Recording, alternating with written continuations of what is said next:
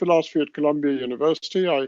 I got my undergraduate degree at Oxford, my PhD at the University of Chicago, and I've been teaching at Columbia University for a while now. And I write both in the philosophy of mind and language, and also in political philosophy and moral philosophy and moral psychology. So I've got slightly schizophrenic interests.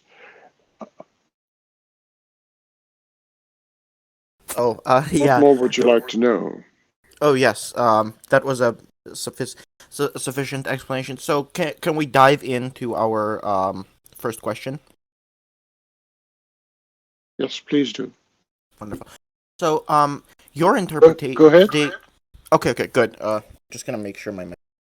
So the first question is actually going to be coming from me. I am a big fan of your work, and I think you have been a very revolutionary figure in the philosophy of mind.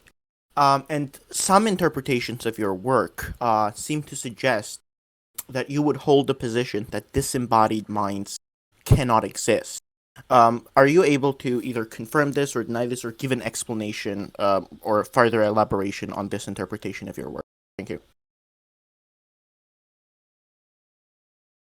Well, cannot exist is perhaps too strong. There's no, if the cannot is a logical cannot, I don't think that's right. But I think there's overwhelming evidence that minds emerge out of a particular evolutionary process in which brains evolve, and the human mind emerges out of the fact of evolution into a relatively large brain. Now, it's perfectly possible that many of the tasks that the human mind performs can be performed by machines, which we've designed.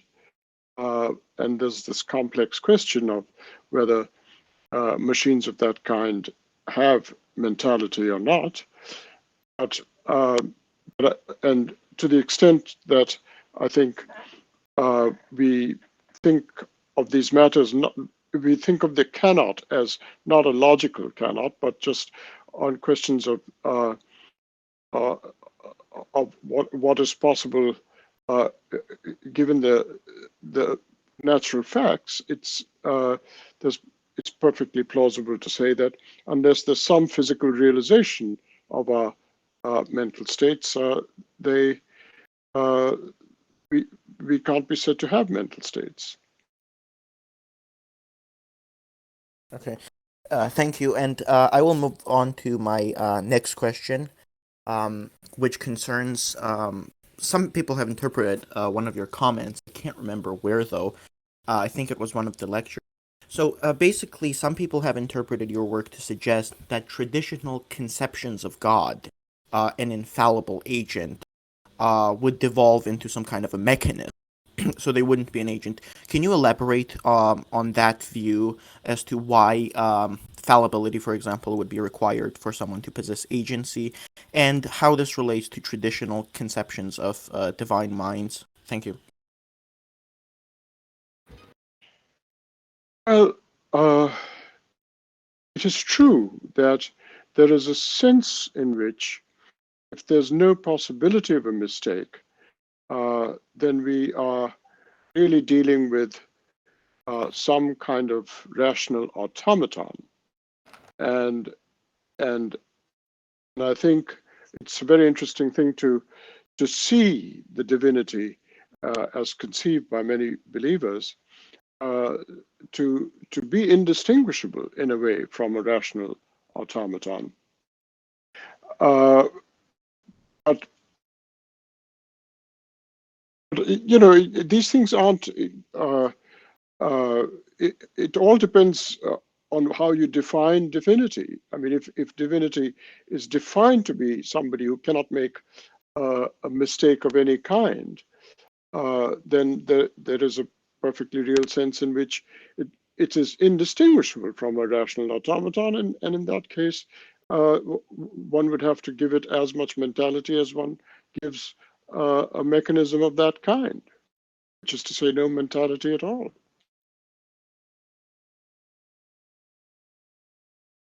All right. Now we're going to move into some text questions that were submitted by the community. So we have a question from Mary Jane. They ask, what is your view on non-human animal minds? Do you think they have intentional and or qualitative states? Also, what is your view on Davidson's arguments against them having animal mind or having a mind? Well, I think it's perfectly plausible to say that non-human animals have a form of elementary mind, even a form of elementary rationality. They are sensitive to certain forms of evidence. If a dog, a dog may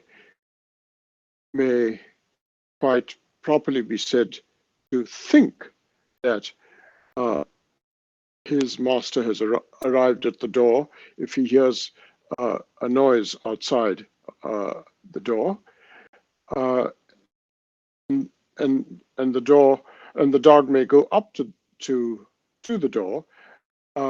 As it opens, he might, out of a sense of smell, realize that it is not his master. But I don't think he has the view, he forms any belief that his previous belief was wrong. He just moves on to a new belief that there is some other person there. But as human beings have the following difference. They may think somebody's come at the door who is, let's say, I might think my spouse has come to the door if I hear, and when the door opens, I see somebody else, and I not only form the new belief, as the dog does, that it's somebody else, but I also am capable of saying that my previous belief was wrong. That's something the dog can't do. And that's the reason I think we differentiate between the sense of intentionality we possess and mentality we possess and those of non-human animals. They don't have a way of normatively correcting their past view by seeing their previous view as wrong. They simply move on to a different view. You can call that correction, but it's not the kind of correction we do. So it doesn't have the same normativity. Nevertheless, it has a much more basic mentality of going from one piece of evidence to another and forming new beliefs. And to that extent, it has some rational sensitivity to the world around it.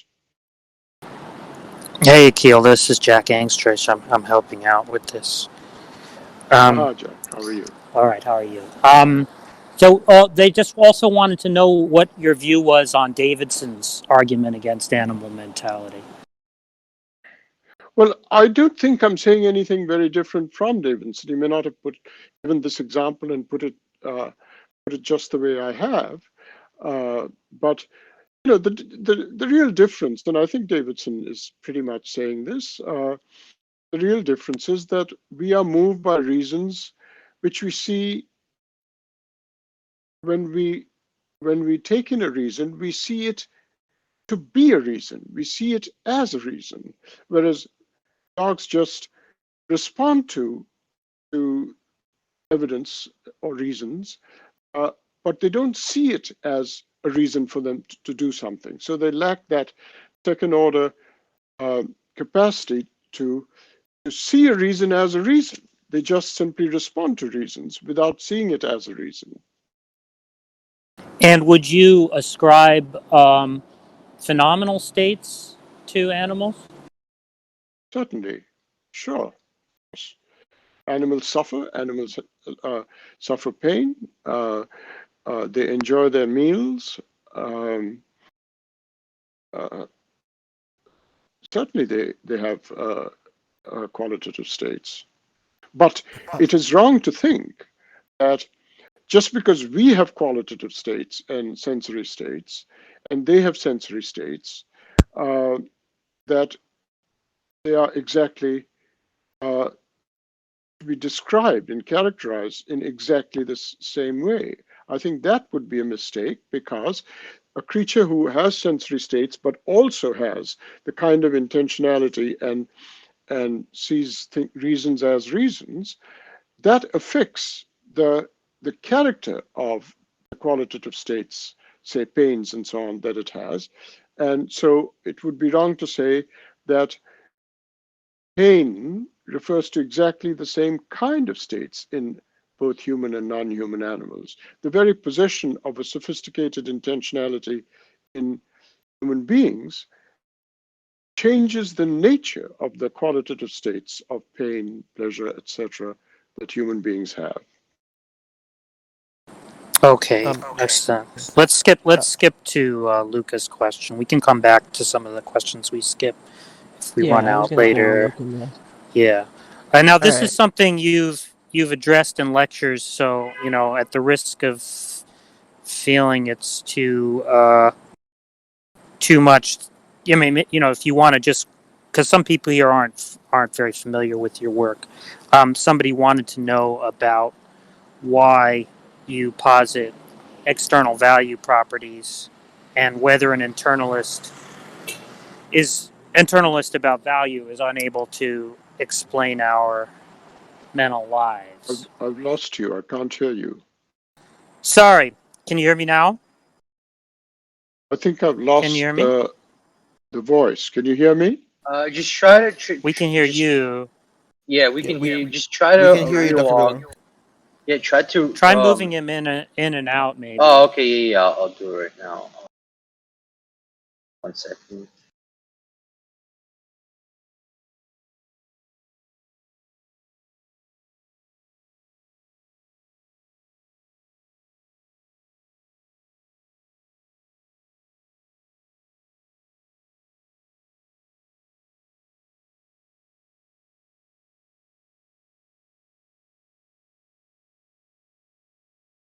Can you hear me? Yes, Yeah. yes. Yeah, can you hear me? Okay. Okay. So somebody wanted to ask about. I mean, 'cause some people here aren't that familiar Go with your ahead. work, so I know You were you've halfway through a addressed. question and then I Yeah, lost your voice. yeah. You can you hear me? Can you hear Jack Engstrike? Can Hello, Dr. Bilgrami.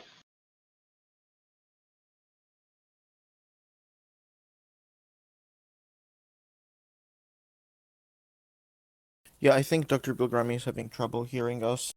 Doc, can you try moving him in and out I once can again? hear you now. I can hear Okay, you so now. Oh, okay. Okay. There we go. Okay, so you can hear me. Jack, can I go with the other question until you get to a better microphone? I don't think the problem is the mic. Yeah, the problem isn't the microphone. It's just the connection. Okay, maybe it's just okay. Dr. Bilgrami, if you're having you have been one of the leading critics of direct reference theory. Do you think that there is any case to be made for direct reference theory, or do you think it's time for philosophers to give up on that particular view? Well, yes, I've been very critical of direct reference theories because for very traditional reasons, uh, I think that it's absolutely essential uh, to meet Frege's constraint on mind and language, the constraint that is generated by Frege's puzzle, uh, and that's the Frege's puzzle and Kripke's puzzle relates it to the puzzle is formulated by Frege as a puzzle about language, but Kripke formulates it as a puzzle about belief or mind, and the point of the puzzle is to say that there's an absolutely elementary and fundamental constraint that must be placed on an agent's beliefs. For instance, let's just stick with beliefs.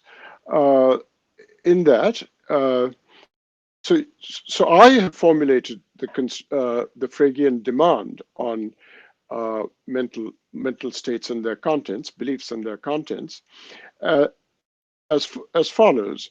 If a person is merely ignorant or misinformed, the beliefs ascribed to her should still represent a completely consistent state of affairs. That is to say, the world as she conceives it should be a completely consistent state of affairs. I'll repeat that. If somebody is merely misinformed or ignorant, her beliefs, the beliefs you ascribe to her, should nevertheless represent a completely consistent state of affairs. The world as she conceives of it should be completely consistent. That, I think, is the point of Frege and Kripke's puzzle, because those puzzles are that if somebody fails to know or is not informed correctly that Hesperus was phosphorus, or that Muhammad Ali is Cassius Clay, or that water is H2O, etc., just an empirical identity, right? We don't want it to come out that they are in some sense logically irrational. But direct reference theories of language and their counterpart in the philosophy of mind for content and concepts makes it come out that they are logically irrational. But they're not. They're merely misinformed. And we need a basic distinction between those two, and direct reference theories simply cannot meet it. Am I being clear? Yes. Yeah, that's good. Yes, Dr. Bilgrami, I think. Yeah, so Luca had a question, Professor Bilgrami, as follows. And by the way, Isaac, your mic is terrible, so you have to fix it. Luca is asking, could you briefly summarize what motivates you to posit external value property? Do you think an internalist about value is unable to adequately explain our mental lives? If so, how? Yeah, I think that's a very, very deep and question with very profound implications. And my view is that you cannot explain our agency, our practical agency,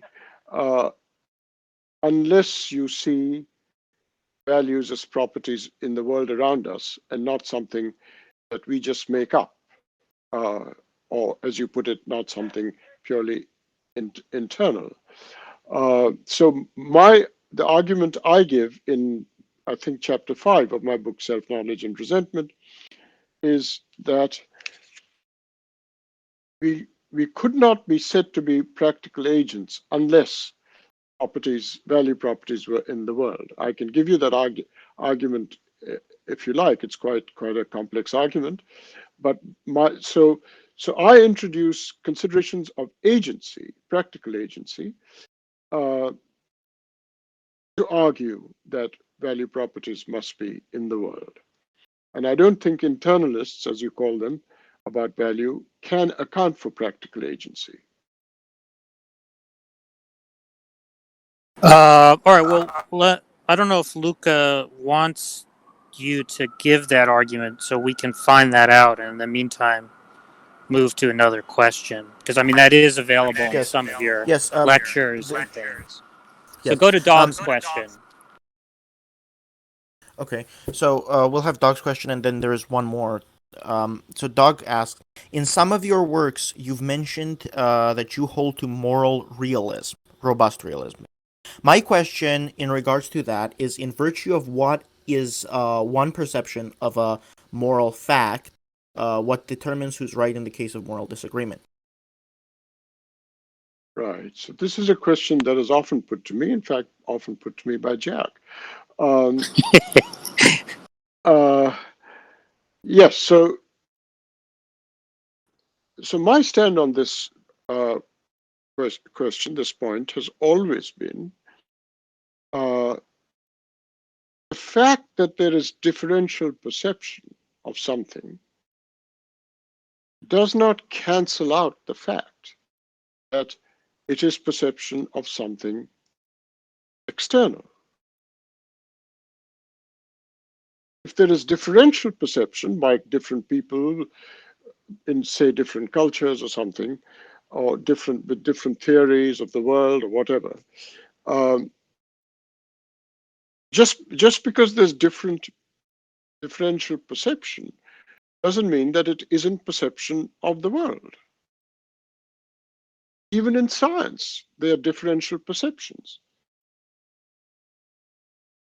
Somebody who's internalized a wave theory of light will see something different in the world than somebody who's internalized a particle theory of light. That doesn't mean that we should become Berkeleyan idealists, saying that there's no world and that we don't perceive the world. I see. Dr. Bilgrami, in modern philosophy of mind, physicalism has been dominant for some time, and you've offered a, so to say, critique of it by presenting your version, so-called, more Frege, more Pincer argument. Can you go into, well, of course, you won't be able to summarize all of it in such a short time, but the rudimentary and basics of why you think that mind physicalist accounts fail, and how do you see the future of philosophy of mind in light of your work? So by physicalist, do you mean the scientific realist view, which is that there is nothing exists that isn't the subject of natural science? Is that what you mean by physicalism? Mind Exactly. physicalism. Yeah, correct. And Mind physicalism. some type of identity theory about mind and brain. Right. So my view is that Cartesian dualism, that is, that there's a duality of substance, is wrong. And the reason why it's wrong is that the very idea of substance is an idea. If the mental is a substance like the physical, then the mental and the physical both fall within something that's given to us from the third person point of view. But the real dualism is dualism which says that there is a first person point of view and facts given to the first person point of view, and a different kind of facts given to the third person point of view. That's the dualism, I think, which amounts to the irreducibility of the mental, or the intentional anyway, and the physical. And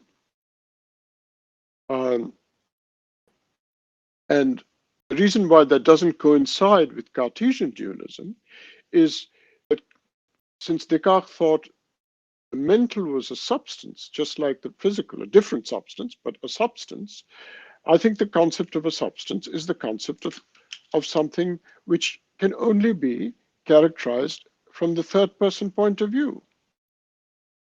Now, what is interesting is that Descartes changes his own subject from his early meditations to the later, the fifth and sixth meditations. In the early meditations, he is talking about facts given to the subjective or first person point of view. He then, only in the fifth and sixth meditations, talks of what is given to the first person point of view as a substance. And I think he spoils the point he makes in the early meditations when he says that. I think the real point about the mental and its irreducibility from the physical is that it is always in the first person point of view, or the subjective point of view. And so the irreducibility of the mental to the physical is actually the irreducibility of facts in the first person or subjective point of view with the facts given in the third person point of view, which the natural science studies.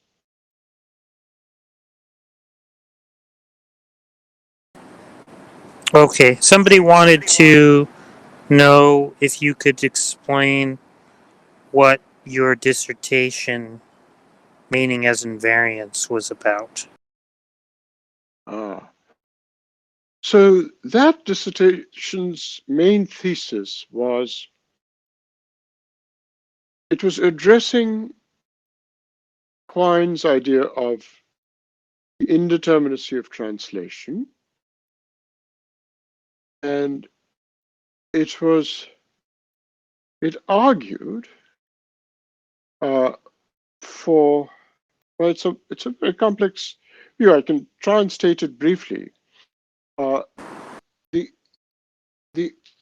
idea is that meaning is, to put it in a sentence or two, meaning is what is shared, what is invariant between two indeterminate theories of meaning. So what theories of meaning do is assign meanings to terms. And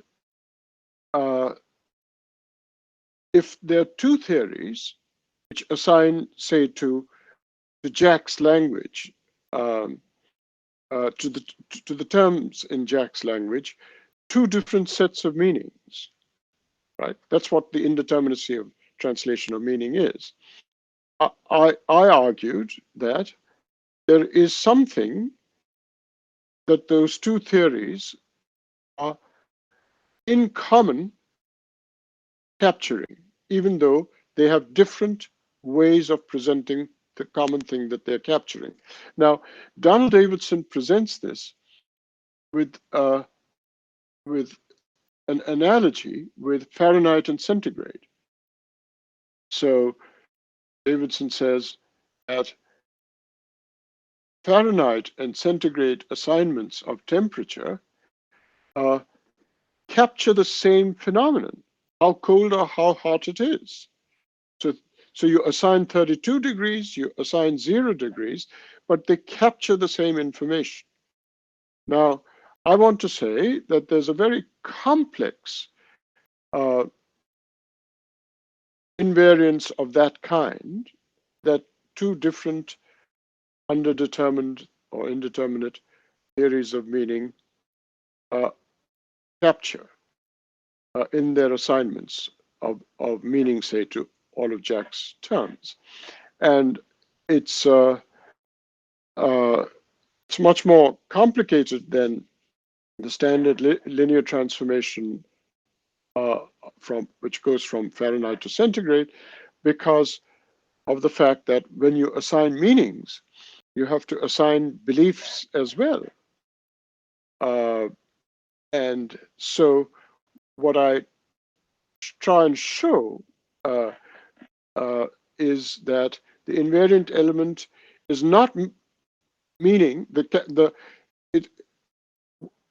when Fahrenheit and centigrade capture the temperature, I don't think it's right to say that different theories of meaning capture the meaning that is shared by these two theories or two sets of assignments. Rather, what they share is a complicated phenomenon which we call meaning dash belief. And the dash or the hyphen cannot be removed.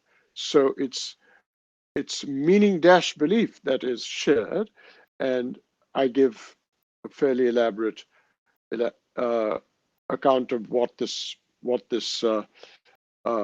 predicate meaning dash belief really amounts to, and that's where it gets complex. And so it's really a sophistication and complexification of a basic intuition in Davidson that Fahrenheit and centigrade captures the invariance, and there must be something invariant when they're indeterminate theories. And I say it can't be as simple as a linear transformation, and I try and provide a more complex invariance. Yes, Dr. Bilgrami, one text question says that a lot of people actually were surprised to find out you hold to pragmatism, and obviously you will not be able to go a lot deeply into that, but somebody want to. What's the reason that you can probably sum up in like maybe a couple of minutes that you chose pragmatism? Thank you. Well, uh, you see, the pragmatism I wheel in is only to talk about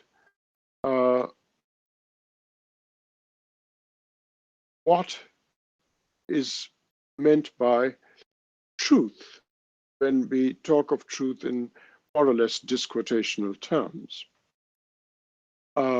So it's my way of distinguishing the concept of truth as it is conceived in metaphysical realism, as it's called, or in what Bernard Williams calls the absolute conception of truth and reality in Descartes, and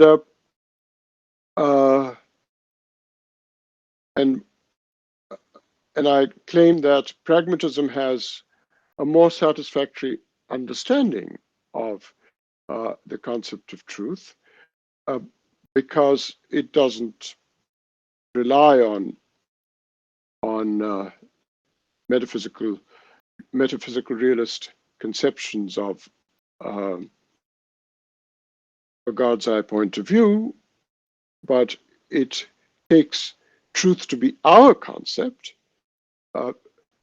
and if truth is our concept, then it must be, when we say that snow is white is true if and only if snow is white, the right-hand side use of the expression snow is white is something we assert from our point of view.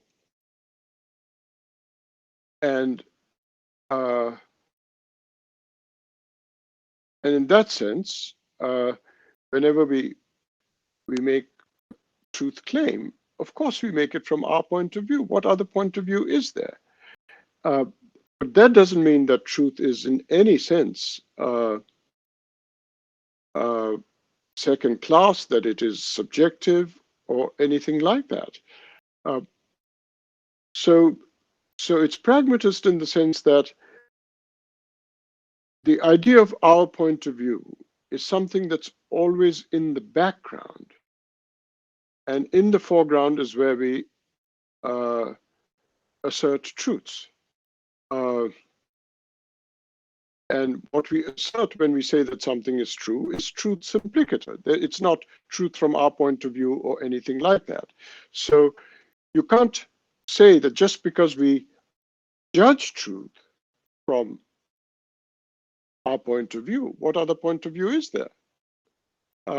Just because you say you judge truth from our point of view, it doesn't make truth relative to our point of view, because to be able to say it's relative to our point of view, you have to step out of your point of view and say truth is relative to that. But you can't step out of your point of view. So this pendulum swing in the standard way of talking about truth, that it either must be from some God's eye metaphysical realist point of view, or it must be relativism, I claim is to misunderstand something that the pragmatists understand quite well. Am I being clear? Yes, thank you so much. And Timber wanted to ask you to clarify, let's see here. Timber wanted to ask you to clarify if you believe your version of pragmatism better tracks the folk notion of truth. The folk notion of The what notion of truth? the folk notion of truth. The folk notion.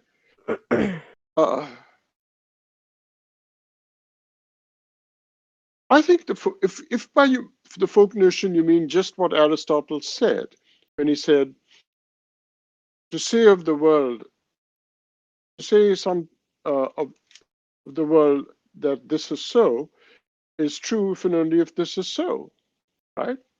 And that's just what the idea of disquotation captures. And and I think people, that's the ordinary notion of truth. It's what sometimes is called the deflationary notion of truth, and so on. And I don't like this talk of deflation. I don't like this talk of redundancy and deflation, because it does seem to me that truth is a value. I think we want to avoid error, and we want to seek truth, as the pragmatists say. And if truth is normative in that sense, i.e., we want to avoid the opposite of truth and we want the truth, if it's a value in that sense, then it can't just be redundance, right? It can't just have absolutely no role to play. It has a role to play, a normative role to play. It normatively, we want the truth. And if we want the truth, you're not merely disquoting, but disquoting is reflective of our cognitive norms. Yes. Oh, sorry, Dr. Bilgrami. Well, I Somebody. think Oh, sorry. think Go ahead. Danny wanted. I think Danny wanted to ask a question, Dog. So Oh. if you can unmute Danny, I think maybe he could. Oh, Yeah. Yeah. Can I be heard? Yeah. You're Okay. Hey, Dr. Bilgrami. I'm a graduate student at LSU. And well, the first thing is that my ethics professor says that he went to school with you back in, I think it was Bombay at the time. Hussein Sarkar. If you don't remember him, that's fine. But Yes, I do. I really he said, remember it. yeah, he said y'all were very good friends back in the day. So I'm learning from him now. And so when I mentioned some of your work, he was familiar with belief and meaning, and so I was kind of shocked. And then he told me. But yeah, my question is with respect to qualitative states, because it seems like there's this dichotomy between dispositions, mere dispositions, and normative states. But if there are no laws of qualitative states, and if qualitative states are not normative states, then the way that, I guess there are two questions here. The way that we establish them as non-physical or mental as opposed to physical is going to either be by some other argument, or do you think it kind of fits? It's something that could be that sort of claim could be supported in your Pincer argument. I guess that's my question. No, it couldn't be captured in my Pincer argument, certainly, because my Pincer argument is, well, this is a very interesting question.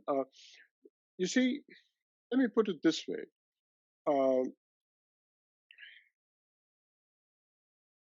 Kripke gives a perfectly good argument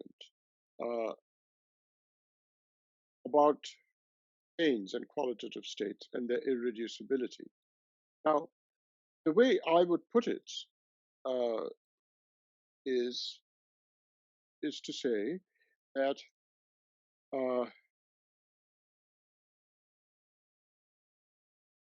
if there is if somebody were to say that, so the old view, it's certainly being given up now, but it's the kind of example that Kripke and others had worked with in those early days when they talked about it, when when they talked about pain in terms of C fibers and things like that, which is now, I think, been completely outmoded by studies in neuroscience. But nevertheless, let's just work with those examples. If somebody identifies, say, pain with some physical state of the brain,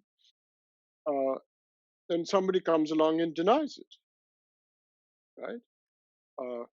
Okay, so they don't know of an a posteriori identity, like water is H2O, for instance. They're denying an a posteriori identity.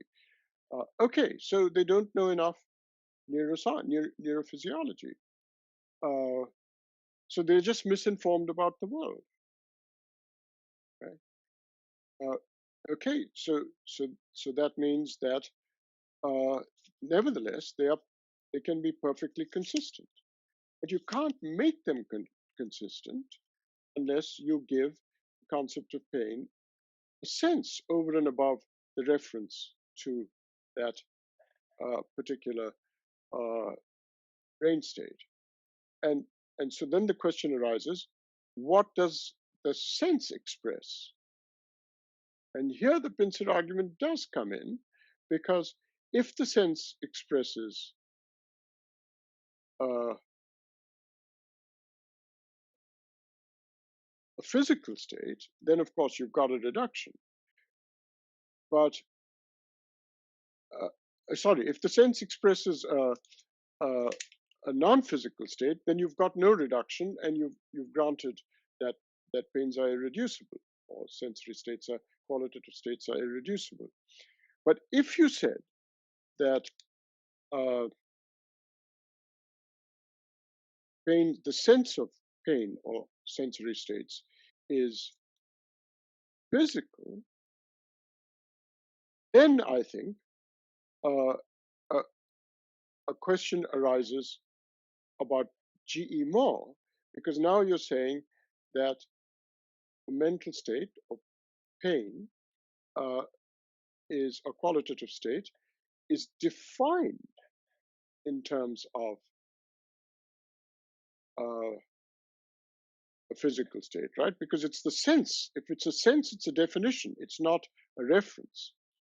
And if that is so, and then if somebody comes and says, I don't think it's that C fiber firing, or I don't think it's that physical. Sorry, I don't think it's that physical state that you've equated the sense with.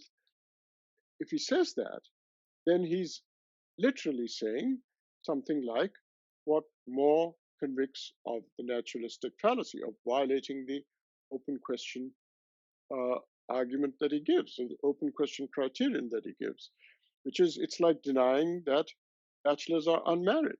But an open question argument to a qualitative state, because if they're not normative, I don't see how there would be an open question there. Why? If we're talking about sensory states. Why not? Well, the idea of an open question, I mean, I have limited knowledge of Moore, but presumably it's, you're asking the question of whether it should be that way or not. No, look, not at all. Look, what is Moore's argument? Moore's argument is, suppose you define, right? So we're talking about senses now. We've gone past the reference stuff, right?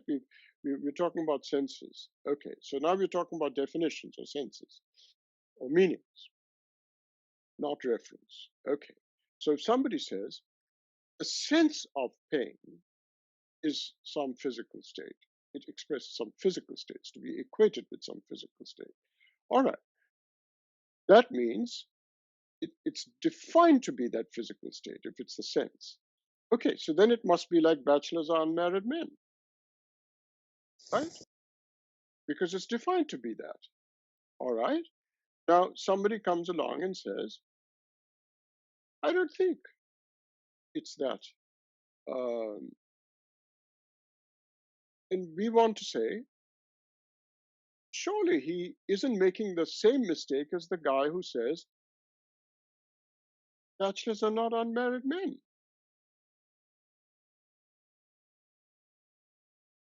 Right? If somebody says pains are, so let's forget about denying it. Let's just say he wonders it, right? If somebody says, I felt a pain.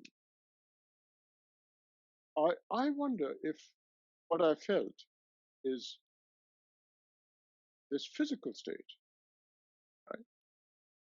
Now, that's exactly like saying, here is a bachelor. I wonder if he's unmarried.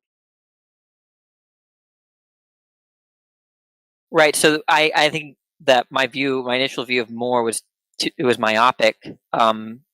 You're saying that it's more broad. It could be applied to almost any concept, like the ones you're suggesting. So Sure. yeah. What Moore brings out is the fact that we very intuitively are asked questions like, here is a pain, is it this? Just like we ask, here is something good, here is an increase in social aggregate utility, is it good, right? And here is a a physical state is it pain? Well, I think these are very intuitively good questions one could raise. Somebody could raise, even if they're empirically wrong, they could raise it, right? But you can't raise that question about bachelors and unmarried men without being in some kind of idiot. So that just shows that it can't be a definitional reduction. So in a sense, it falls to the same pincer. I appreciate. I think this must be what is going on in Kripke. Kripke doesn't spell it out in these ways, right? But I think this must be what's going on in Kripke when he says pains are irreducible. You're talking about in naming and necessity. Right? Yeah. Right. Thank you so much, Dr. Bilgrami, for your response. We're gonna I don't have the text with me here, but I think I'm just elaborating what Kripke said. I mean, not perhaps in these explicit terms, but roughly what he said. And what I say about value applies him. So I with Frege and so on and so forth. So I present a complex thing of it, and it's slightly ironic because Kripke is very anti-Fregean, but I think Frege is very much part of the dialectic with which I proceed. In self-knowledge and resentment, when you give the Pincer argument, you actually cite a Fregean argument about qualitative states given, I think, by Jack Smart in a footnote. Because you say you were preceded in the Fregean strategy by Jack Smart and Stephen White. Right. I think that maybe. It's surprising, though, because I thought Smart was an identity theorist, so it's kind of interesting that he would give an argument like that. And it goes back, I think, to 1960, if I remember correctly. Yeah, I think that's right. I think I remember when I was giving some lectures in Canberra at that ANU, Jack Smart was there, and we talked about this at great length, and he pointed out to me where he'd said this, and that's right. I now it's coming back to me. Yeah. Okay. This is from 15 years ago, so wow. Okay. Doctor. Oh, sorry. Go ahead, Jack. Well, I think Isaac wanted to ask a question. Okay. On Mike, Isaac. if possible, and we want to come back to the Pincer argument, I think, because there's been more than one question on that. But I thought just so we can let Isaac in now, and we can come back to that. Sure. Yeah, cool. That's great. Am I audible, loud and clear? Your mic's got a little bit of an issue. Here, I moved away where I can take my mask off. I'm sorry, I'm outside. Can you hear me loud and clear? Yeah, sounds better now. Yes. Okay, perfect. Yeah, my question is actually about the Pincer. I'm posting a formalization in AMA question channel, the text channel, and I just want to know if you take this to be accurate. So this is like very broad strokes. It's not going into what the Moorian and Fregean arm are, but I could read it off to you. Okay. Is that okay? Yeah, go ahead. Okay, so premise one would be either your account of value is natural or non-natural. Premise two would be if your account of value is natural, then it requires either analytic or synthetic natural reduction. Premise three would be if your account of value requires analytic natural reduction, then it's susceptible to the Moorian arm of the Pincer. And premise four would be if your account of value requires synthetic natural reduction, then it's susceptible to the Fregean arm of the Pincer. And then the conclusion is there. Sorry, were you trying to say something there, or did you want the? That's correct so far. That's correct. Okay, and then in conclusion, if your account of value, therefore, if your account of value isn't susceptible to the Moorian and/or Fregean arm of the Pincer, your account of value is non-natural. Good. Okay, all right, thank you. I appreciate that. I've been wondering if it's accurate, so it's good to get clarification. Yeah, Dr. Bilgrami, Josh had a question. Do you believe that the more Frege, more Pincer argument? Okay, I didn't. Okay, got it. Do you believe that more frigate, more Pincer argument applies to all synthetic identities? And if so, why? Or why not? Or, uh, In other words, can you apply that strategy to any claim of a synthetic identity? And if not, why not? well, suppose you ask it of water, right? It's certainly true that somebody can ask without contradicting him, or say without contradicting himself, water is not H2O, or ask, is water H2O, without being foolish in the way that he would be if he said, are bachelors unmarried? Okay, so then you seem to be asking, well, does it mean that water is uh, there is no controversy about water, right? Because we are quite happy to say that whatever sense water has expresses something physical. It fills ponds, it comes out of taps, etc. Right? All this can be physical. All these are physical properties. So I see. So there's no controversy about the standard cases of a posterior identities. But okay, it's not a controversy about whether they express physical properties. It's the controversy is whether or not they express something like molecular properties. You know. Well, yes, it's fair enough. So if it is so it all depends on what your anxiety is. If your anxiety is that there is a sense of water which is not reducible to chemical properties, right? That's fine. You can say that, but uh, but it's naturalism or physicalism doesn't really have to say something which is I mean, after all, you can be a naturalist about something by just saying that these are dispositions which natural science can study. Now, it may be the case that dispositions that natural science studies have categorical properties that underlie the dispositions, right, which are chemical properties. So solubility is a dispositional property, but it has underlying it some categorical properties of some molecular structure, etc., right, of sugar or salt or whatever. But you would still be a naturalist if you said, okay, I don't take a stand on whether all dispositional properties have some underlying micro properties or categorical properties.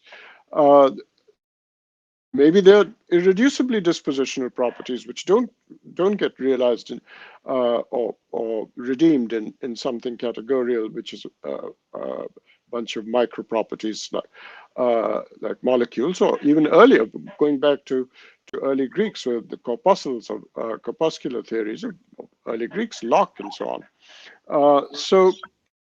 on. But you would still be a naturalist because you would say that natural science studies dispositional properties, and it can't always bring them under micro properties or category properties. After all, I think somebody like Nancy Cartwright has that view of dispositional properties that natural science studies. So naturalism is a wider ideology, if you like, philosophical ideology, than the scientific realism, which posits an ultimate a universe of microparticles, which are the basic properties that fundamental science studies. You don't have to take that view to be a naturalist. You could take that view, some people do, but you don't have to take that view. But is I'm the against, I'm against all naturalistic reduction.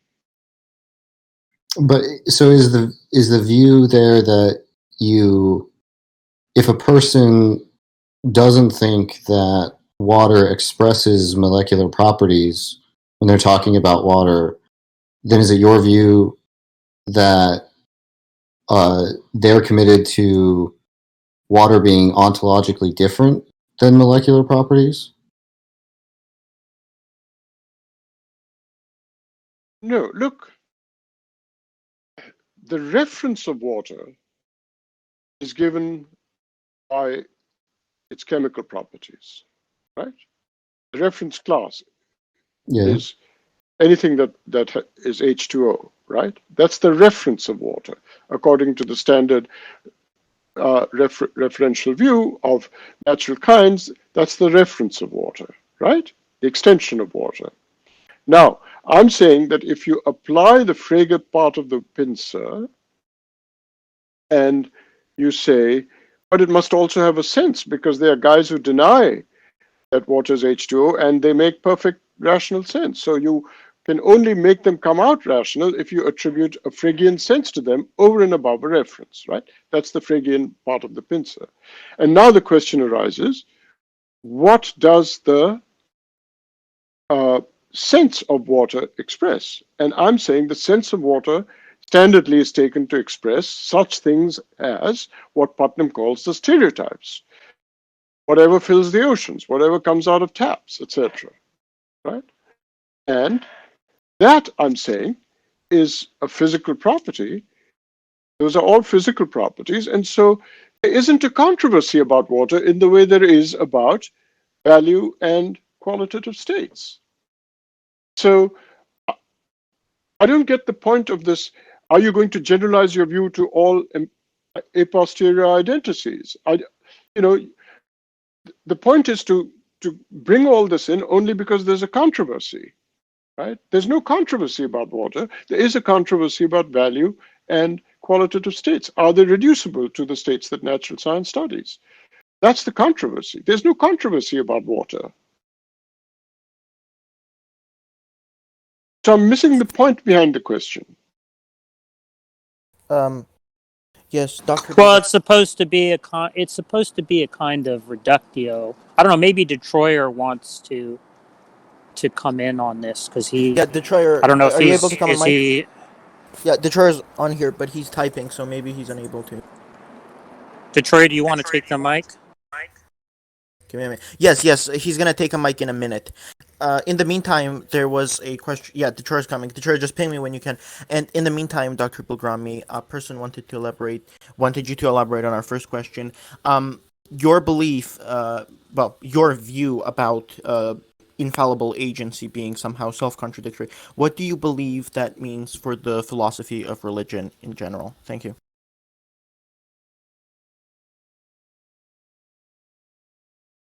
Well, I mean, if you're asking about our concept of God and whether I subscribe to it, is that what you're asking? I don't know what you mean by philosophy it wasn't of my religion. question.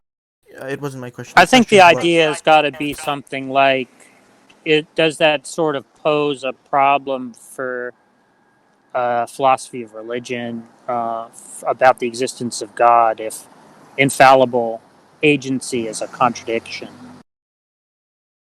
Well, look, my general view about the existence of God is, first, it depends on how you define God. If you were to define God in the standard sense, i.e., let's say, the agent who created the world in 600 some days a few thousand years ago, right? That's one conception of God. Another conception of God is omnipotent, omniscient, and all good, etc., right? And I'm saying If you characterize God in one or other of these ways and then ask, do you believe in it? I would say, I believe in things for which I have evidence, or for which there are knocked down logical, philosophical arguments. And I haven't. So let's take the concept of God that created the world in 6 days, right? And what is the evidence for it? You have to ask that. I mean, the origins of the universe is a question that we have answers to, right? There's the Big Bang Theory. It's a scientific question, and creationism gives an unscientific answer to a scientific question, the origins of the universe. So I don't subscribe to God so conceived. I've never no reason to believe that there's any evidence, or for that matter, any argument, convincing argument, that some have tried to give it in the history of philosophy, for the idea of a first cause, or the idea of all good, all knowing, all powerful God. There's no evidence for any such being. And there's no argument I've seen that's convincing for any such being. So I just treat these as questions for which you have evidence and arguments, and I haven't seen one, right? So I think there's actually a lot of reason to not believe it. So I call myself an atheist. But now, if you say God is something that we experience, and some people have experienced it, well, some people have experienced it. I don't want to be impertinent and say I don't believe you, but the idea of experience there is experience for me, and who am I to deny that you've experienced something? But the idea of experience there is experience, some kind of mystical state is not something that I could deny. Why would I deny it? Dr. Bilgrami, to clarify the question, and by the way, Detroyer, if you're here, can you ping? I think I needed to clarify the question. So basically, traditional conceptions of God present him, and I mean by traditionals, I mean traditional Judaism, traditional Christianity, traditional Islam, some versions of Hinduism, present God as a mind that has both agency and possesses infallibility. However, your work has been interpreted to suggest that were such a being to exist, it would be more akin to a, as you put it, rational automaton. So what implications do you think this view has on the philosophy of religion? Do you think that this can have significant impact where people have to reinterpret their conception of God? And that was, I think, more what the questioner was asking. Well, I would want to know, what is the use of the term mind here? What does it mean by saying it is a mind that is infallible? See, the concept of mind is our concept, right? It's our concept. There's no concept of mind so we have to say, what do we mean by mind? And I'm saying that standardly, we do not think of the mind as a mechanism, as an automaton, right? And the only idea we have of somebody who it is not even possible to make a mistake, not even possible to make a mistake, right? Then I don't understand why it isn't just a superlatively reliable mechanism. And that is not our concept of mind.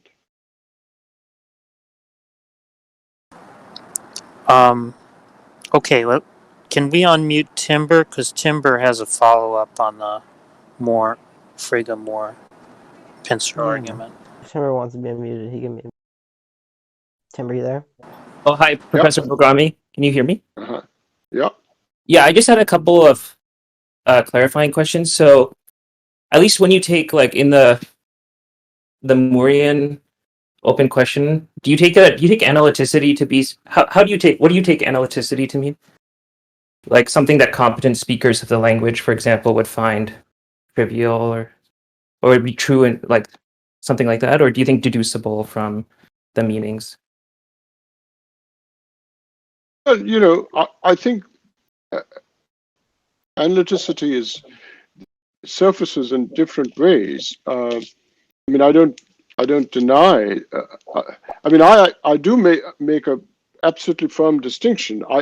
So if the only sense in which you could get me to concede that there's something that is captured by the term analyticity is the idea, as I said, that I think it is utterly basic.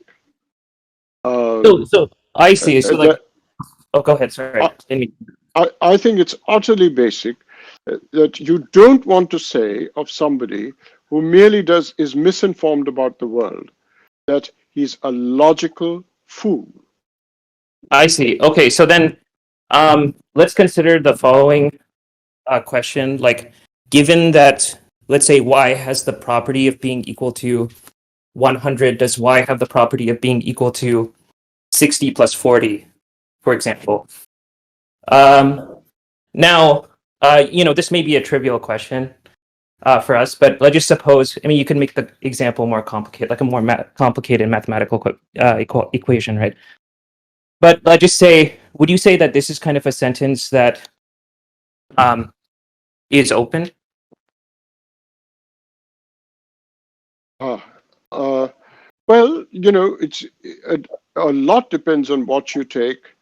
If you have a logicist view of arithmetic, of mathematics, you would see it as a logical claim, and so you wouldn't. A lot depends on how you view mathematics, and certainly with just a smattering of logicism, you would see that as different from water is H2O, and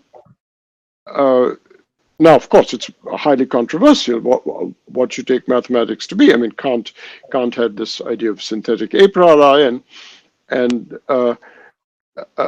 but you would have to have a kind of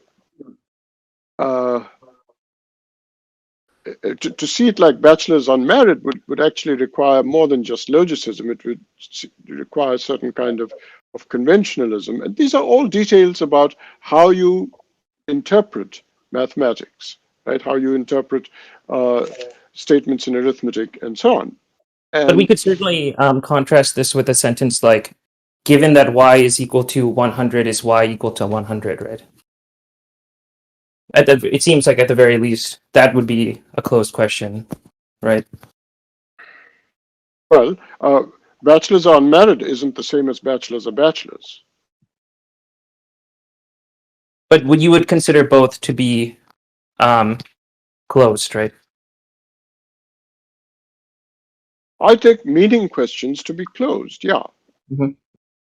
But it's meaning. Like, for example, Scott Solms in his book says like he kind of characterizes it as like what would like competent speakers of the language find trivial. So that's sort of what I understand it to be.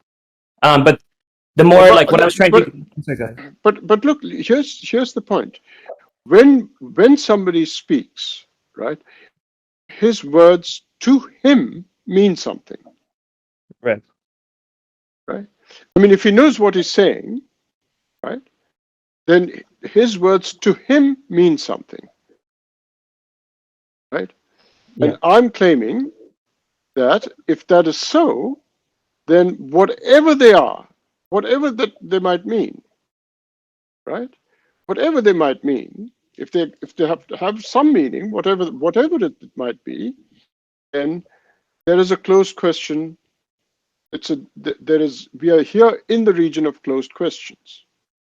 But my question to you is there a worry in your argument that you may start with what appears to be an open question, and then as you sort of continue as you run the more Frege, more Pincer dialectic, you eventually get to a closed question. So for example, you may start with the question of, given that y has the property of being equal to 100, does y have the property of being equal to 60 plus 40? And that may be an open question. And then you kind of generate a new question, right? Like, given that y has the property of being equal to 99 plus 1, does y have the property of being equal to 61 plus 39? And okay, but just a sec. Suppose you were to say that somebody could say doubt or wonder whether when he himself uses the word 100, right? Whether it is 60 plus 40 or not. He could wonder it. But then the word 100 must mean something in his own mind. right, like maybe that's the number. That's whatever it is, that's the sense. And now you generate a bachelor equals unmarried man kind of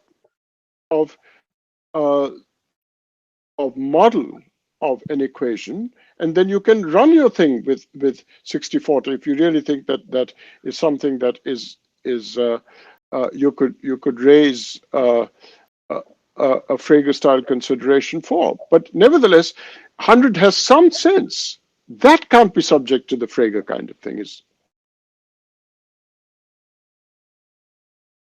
So if you were to say, if you were to wonder if it is 60-40, you've got to answer the question, what is it that you're wondering about? It's not just a bunch of sounds. 100, it means something for you.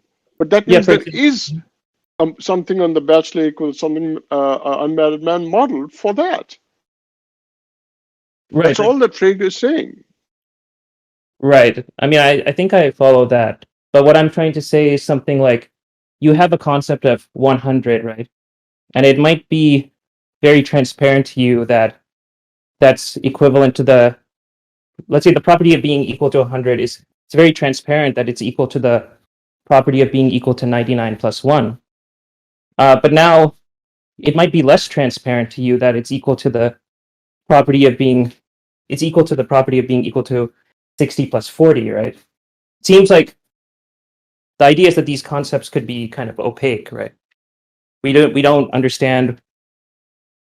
We don't fully. Well, what isn't opaque is what isn't opaque, i.e., whatever 100 means for you, right? Some things you may wonder and deny and so on, but you can't even do that unless there's something you don't deny, right? What it means for you. So there's no getting away from the fact that there is something to which the bachelor is unmarried man model applies, for which the question is not open. You can't even raise the point about my doubting or wondering, etc., because what are you doubting and wondering about? Unless you have something in your mind which is susceptible to being modeled on the bachelor equals unmarried model.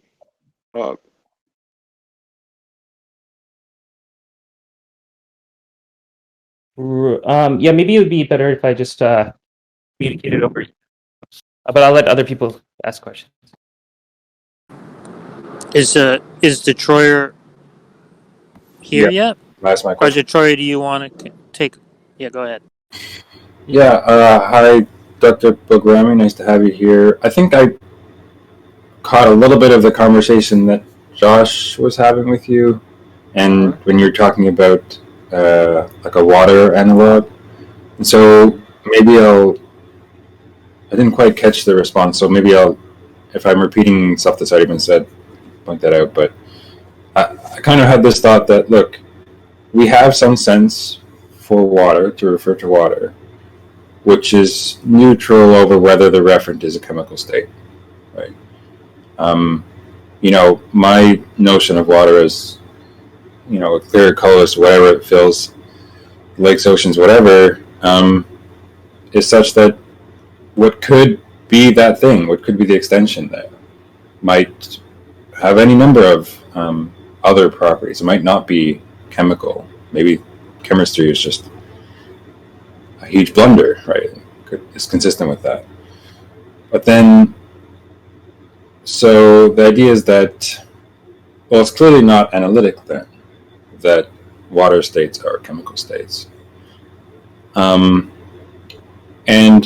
it's also not clear in which sense my sense would express chemical states, except in the sense that it succeeds in referring to them.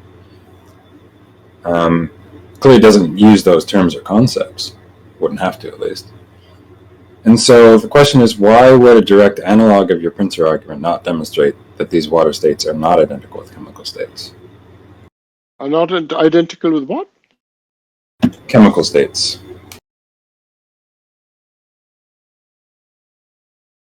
They are identical with chemical states in the a posteriori sense of identical. Right.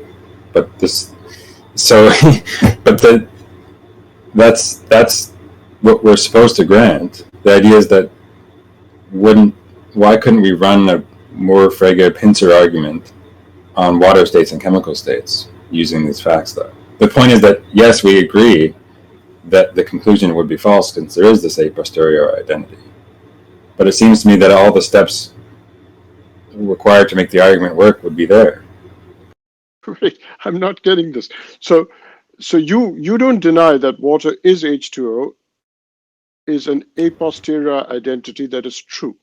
Shall we grant that it's a true a posteriori identity? Right. The whole point is that it's true. That's why I think this example, unless I'm misunderstanding the original argument, the point is that this would sort of undermine the argument. It's like it's proving too much. It would prove that these a posteriori identities, which we take to be true, cannot be true. Well, I'm not trying to prove a posteriori identity is wrong, and there's nothing I said which I'm trying to prove that there is that to make an a posteriori identity amounts to a reduction. Okay. That's all I'm doing. I'm trying to say that no notion of a posteriori identity could amount to a reduction of value terms to the terms that natural science study, or qualitative terms to the terms that natural science study. That's all I'm saying. I get that. It's just the question is, how does that argument run such that it wouldn't also run here? But how can it run here if the starting point of it is something that I never take back, which is that they are true a posteriori identities? How could I undermine that?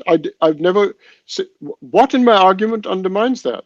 Maybe you should spell out what in my argument undermines something that gets my argument going, and I in no way want to say that I want to deny it. What in my argument turns that down? Okay, let me.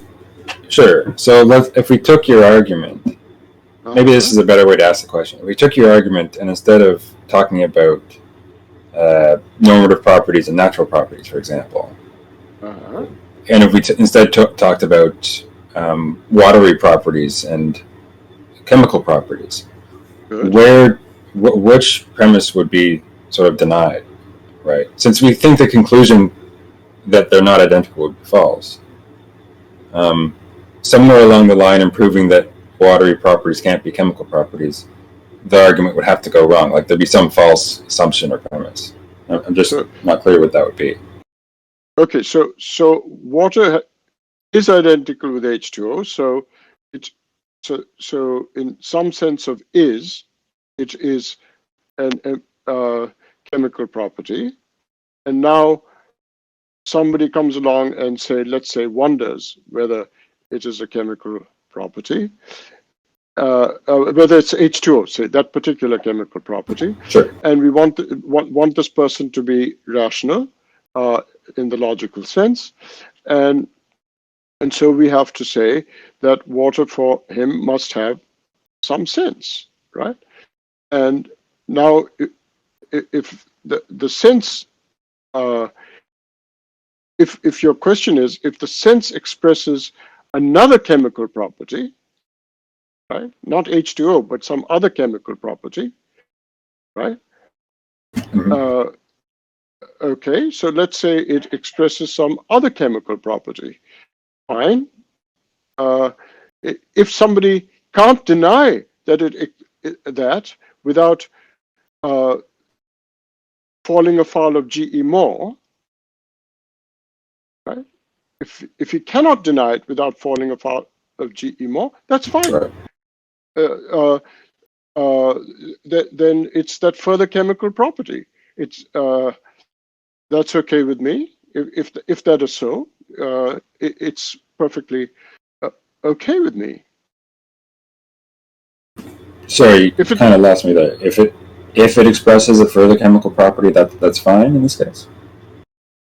If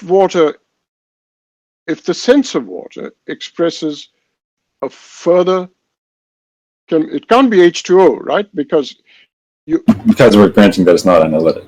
Yeah, because somebody's wondering or denying that it's H2O, and we've got to make rational sense of him. So in making rational sense of him, we attribute a sense of water to him. Now you ask, what does the sense of water express? And if you say it expresses, what is the answer you give to that? You are giving to that. You're setting up this dialectic. So yeah. So what is the answer you give to that? What is the sense of water expressed for the person who is denying it? Yeah, suppose that water. Take something like clear, colorless, odorless liquid fills lakes, oceans, rivers on Earth, something like that. All right, good. So that's the sense of water for him, and so what's the problem? You equate. You say that expresses that particular set of physical properties, or what Putnam calls stereotypes. And what's the problem?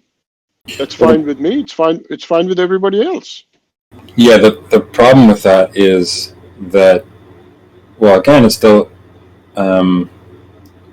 it's not analytic that the sense will refer to, if it refers at all, to chemical properties. Certainly not analytic that it would refer to H2O. And so it's not analytic. So the question would be, in which sense does it express those chemical or H2O properties? And if it doesn't, then wouldn't the argument just go to show that it cannot be identical with them? And if it does, then it would be analytic, and we're back on the Moorian norm. But wait, you just said that the sense for this guy who's denying or wondering whether water is H2O, for this guy, the sense of water is, let's say, one of those stereotypes, right? It's something which fills ponds, oceans, etc., right? And is clear in appearance, etc., right?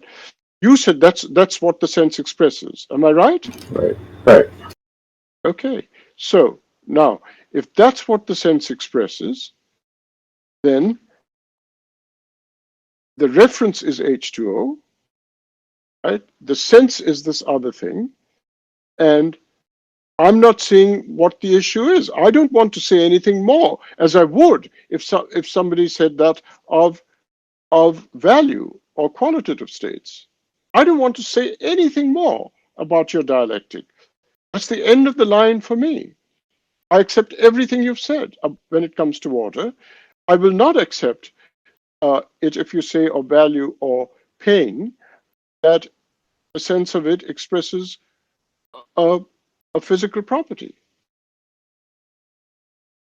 But the issue just is that, look, it seemed to me that I could just run the argument, though, right? Well, if I'm running some analog of the morphic and Moore, whatever, and clearly we're not on the Moorian arm since it's not analytic, and then we look at the senses. Does our watery sense express a chemical property? Well, no, in the sense that, you can't analyze the sense and see those chemical terms, or see that what's picked out must be the chemical stuff. Yes, in the sense that it in fact would refer to something with those properties. But wait a minute. If for the person if you're attributing with psychological realism, that is really the case, that person, the term water sense is some chemical property, right? Some other chemical property than H2O. If that's the sense for him, that's fine. Why should anybody be concerned with that? What?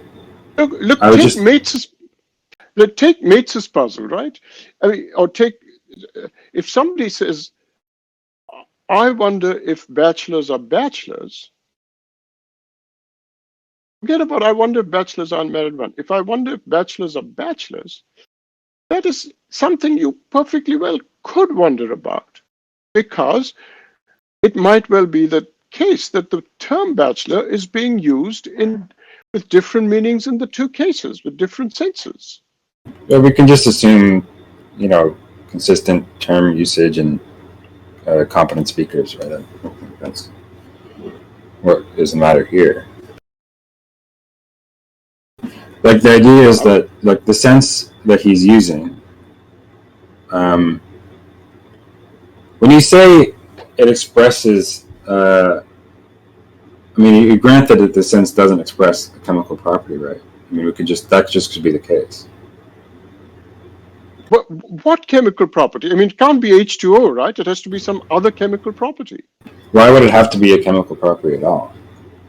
Good. I think for most people, the sense of water is not a chemical property. Right. So that was the whole point, right? Yes. So if that is the whole point, so let's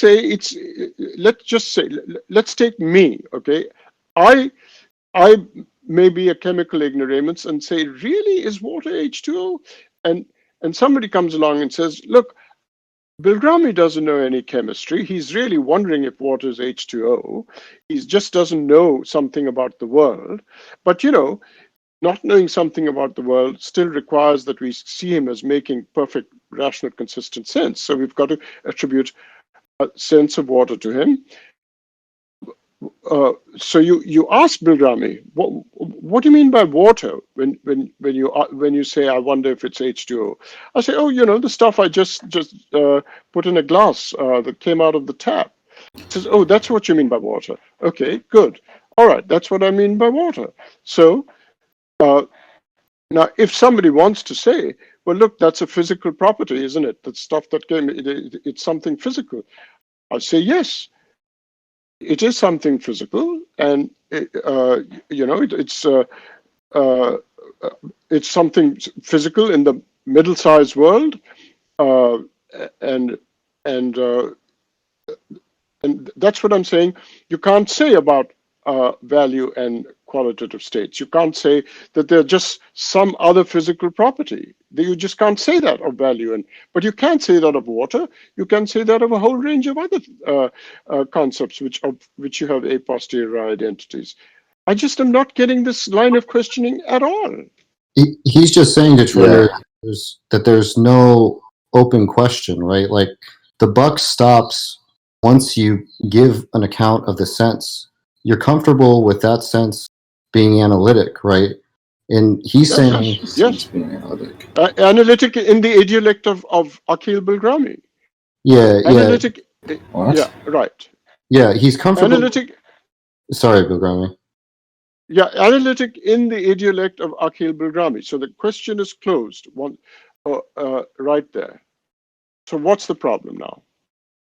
Wait, so the question becomes closed that the water that you're referring to has chemical properties when you learn something about the world, perhaps. Okay.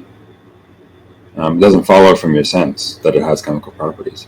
You may even have that sense and refer to water and think that chemistry is entirely incorrect, or may know nothing about chemistry. Presumably that there was a time in which people referred to water which was the case, right? You're missing the point. Okay, go ahead then. The point is just that if someone gives an account of water that's analytic to the things that comes out of rivers and streams, the thing that from clouds in the sky, there's no open question. That person is just satisfied with that account. They're not wondering something more, which is not true if you give an account of a value property. Wait. What they aren't wondering is whether the thing that they're picking out satisfies the descriptions in their sense, right? What some indexical or demonstrative property, perhaps, and those other things. What they might wonder is whether it satisfies other properties, say chemical properties, that are not given or entailed by what's in their sense, right? That's why it could still be an open question whether the stuff referred to by their sense is chemical or has H2O properties, whatever else. And yet, I would agree that they could in principle come to know that the thing. Okay. Look, so long as somebody doesn't take H2O to be the sense of water, it's always an open question whether it has chemical properties, whether it is whether water is H2O or not. Yeah.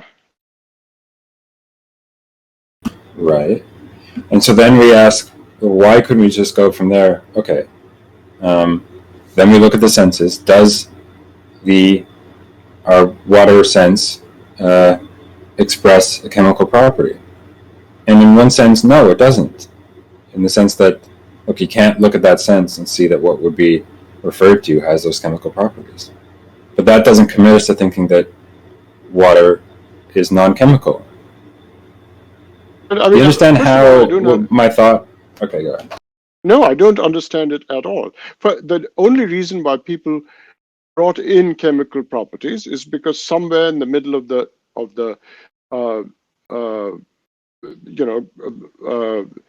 18th century,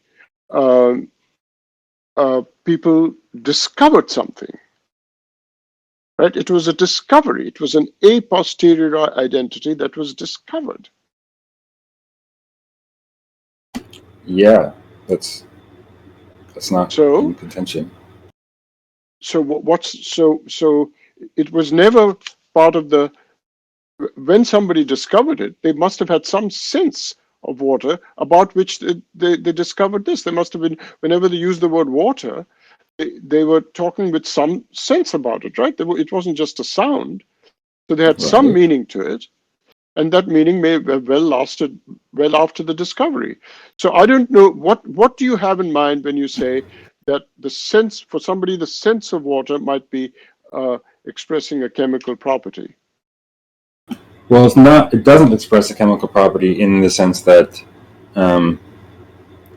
it doesn't A, use chemical terms or concepts, and B, it's not analytic that what it picks out has chemical properties. It does express a chemical property in another sense that what is referred to, in fact, has chemical properties or is chemical properties. And that distinction Thomas Baldwin makes, which you responded to. I think Zach actually wanted to talk about something you said in that response, but maybe we'll get to that at some point.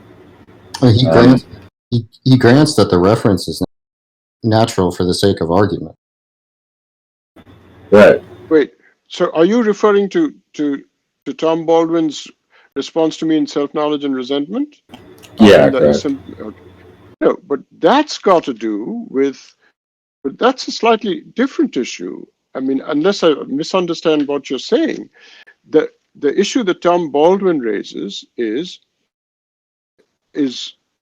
I think falls afoul of a Quinian understanding of what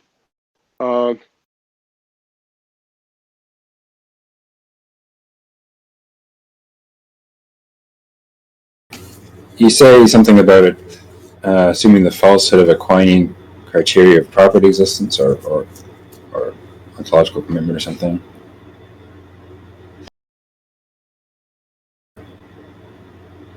Hello? Maybe his internet cut out. We can't hear you, Dr. Bilgrami. Are you there, Akeel? Dr. Bilgrami, your internet connection, your connection cut out. We can't hear your voice right now. You might not be able to hear us. Can you hear me? Oh, we can hear Yeah, you. can now now. we can. Yeah, now we can. So, sorry, let's go. You're talking about Let's go Quining back. criterion. All right. So, see, if I remember, when I say that if the senses of these terms express non-naturalistic properties, the game is over for the naturalist. And I seem to remember Baldwin saying, this doesn't follow because there's an ambiguity in the phrase does not express a naturalistic property, right? Right. I seem to remember him, I think if I remember, he said, let me see if I can recover what he says there's I an have it here if ambiguity you want. between saying, well, just one moment, let me just think it through.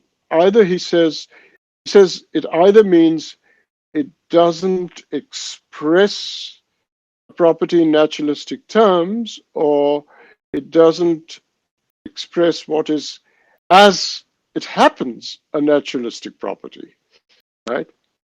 Right. And I think, and I think,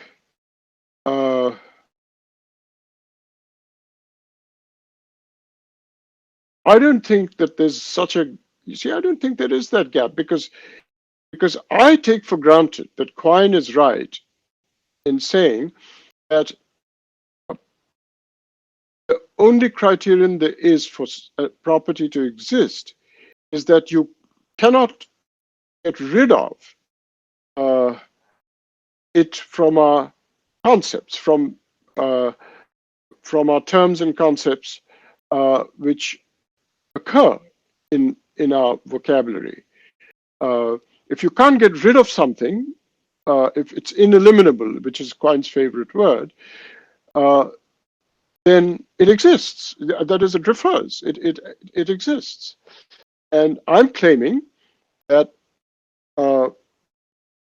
if I can't get rid of the sense of good or the sense of pain, if I just, it's ineliminable, then you have the properties. It's not just senses, but properties. Right. But you see, I'm not. I don't understand. I like Quine's idea of property existence, which is that. And I don't understand why Quine doesn't talk of properties. But if he means by properties real properties, I think they're real properties. If you can't get rid of the concept of the sense of good. You know, what is the sense of good? Well, it's the sort of thing we rank. It's the sort of thing we rank and weigh. It's the sort of thing that motivates us to act. These are all senses of good. Right. But the thing is that I don't see why the naturalists would have to give up such a criteria, right? Because they're going to assent to the existence of those properties. What they're not going to assent to is that they're distinct properties from those some corresponding natural property. In the same way that, you know, someone is going to assent to the water properties and also to the chemical properties, but they're not going to assent to, or may not have to assent to, them being distinct properties in the sense that they're different things in the world. Yeah, they're different concepts we have, maybe different terms, but they're going to be the same. If they're different concepts, then they exemplify different properties, and they express different properties. But then you're just going to be having to say something that our water concepts and our chemical concepts are expressing different properties. Expressing different properties, but they refer. But one can refer to chemical properties. Yeah. But exactly. So why couldn't the naturalist say, okay, the normative stuff and the properties and the normative concepts and our natural concepts, you know, are expressing different concepts, but they refer to the same thing. they do refer to the same thing. I began by saying that I'm happy to say they refer to the same thing, but they don't express but they have different senses which express different things, and those express real properties. That's why you have a non-reduction. Wait, but are you saying that the mental and the physical co-refer?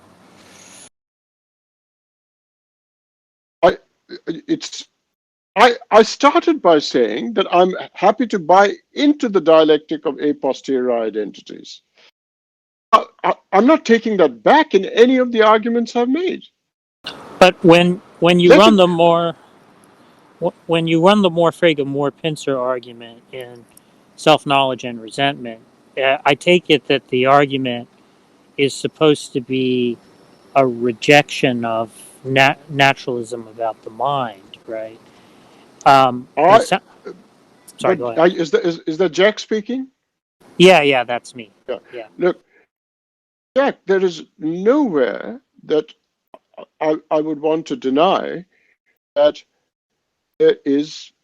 I have no desire to deny any a posteriori identities that people may genuinely have discovered. If they actually do discover that properties of the mind or value properties refer to natural properties, I have no desire to deny it. But it doesn't amount to a reduction. Oh, I see. Okay, so there could be co-reference without naturalistic reduction, is what you're saying. That's right, because that's the point of the Frege arm of the Pincer, right? It says there is a sense, and I have a Quinian view of properties, and if the sense is ineliminable, then it is also expressive of a property. So whatever it refers to, what the sense expresses a property, and that can't be a property that natural science studies when it comes to value. Now, is that the reason why you give an independent argument against Davidson's view later in that chapter? Because Davidson's actually his anomalous monism is a kind of non-reductive account of the mental, at least putatively, right? And so I take it you don't think that the more Frege, more Pincer argument in any way challenges Davidson's view, because he's granting that there's no reduction, right? He's just saying. I mean, I think Davidson is broadly right in his conclusion. I mean, I've some doubts about some of the premises, but the idea that if there's going to be a materialism, it'll be non-reductive. I certainly agree with that.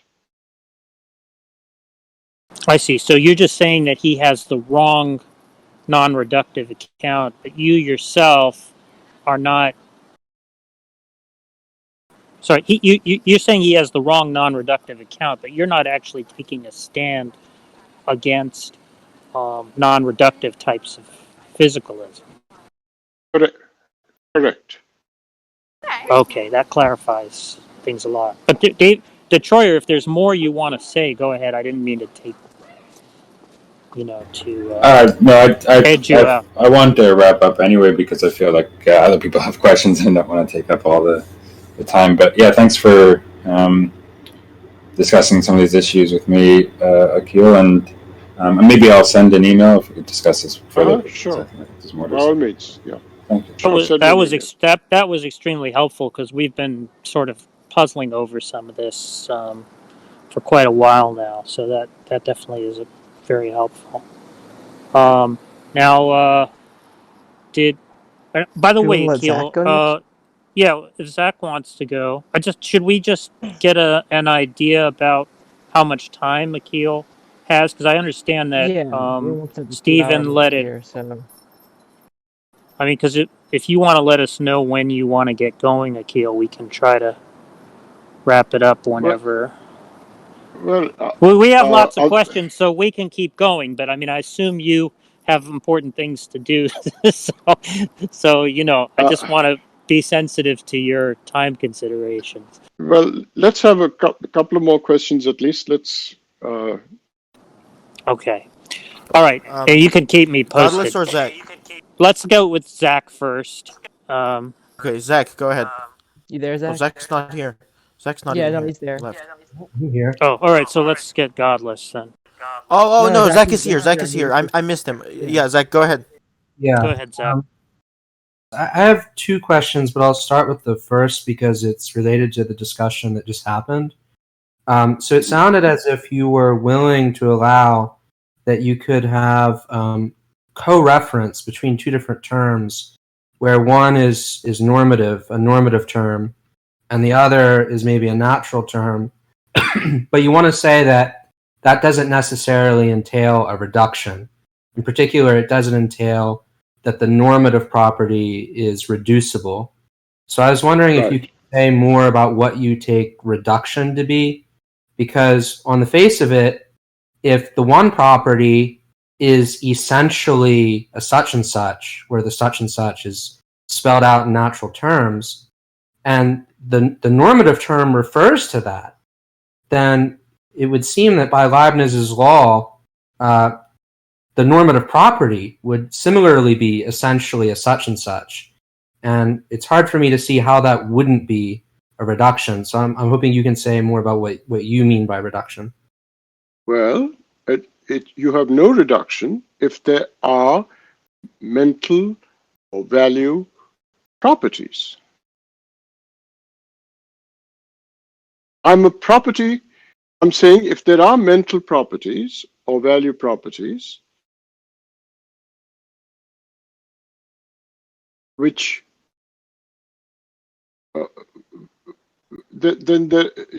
you agree that if there are mental and value properties, then you have no naturalistic reduction, right? What is a naturalistic reduction? It says there's nothing in nature, there's nothing that is not countenanced by the natural sciences.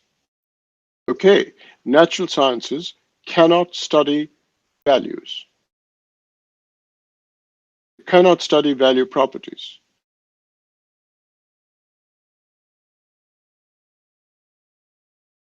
What I'm not getting is it may be correct that the natural sciences can't study value properties under normative terminology or with normative concepts, but it could be that the very same thing that the natural sciences are studying is also something that we refer to with normative concepts, and that the sciences reveal to us what but you're working with some other definition of another criterion of property existence than Quine.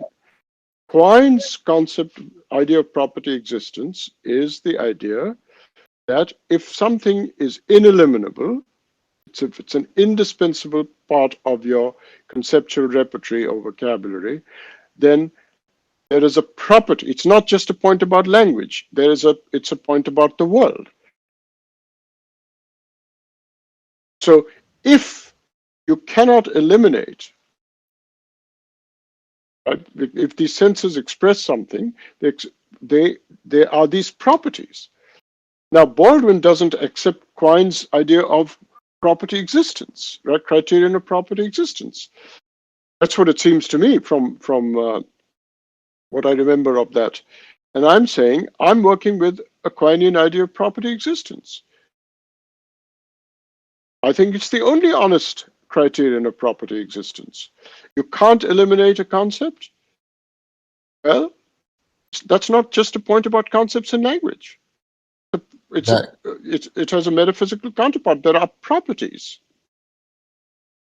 Zach, I think I can rephrase your question if you want to let me give it a try. Yeah, I have one other question, but I can let you give my first question a try before I ask the next one.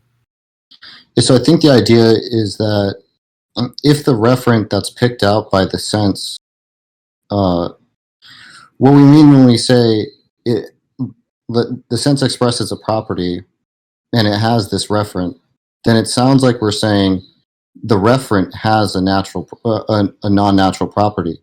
But if the idea is that the referent is a natural thing, then it sounds like we're saying a natural thing has a non-natural property, which just sounds incoherent.